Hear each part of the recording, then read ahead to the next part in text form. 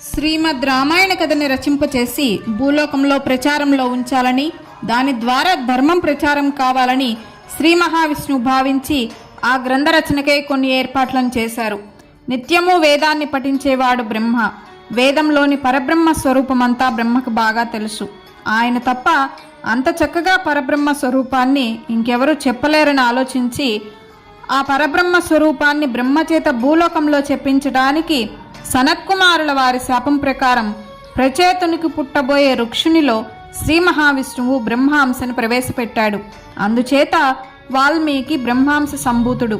ఆ వాల్మీకి వద్దకు వెళ్ళి ఉపదేశం చేయవలసిందిగా నారదుణ్ణి శ్రీ మహావిష్ణువు పంపాడు.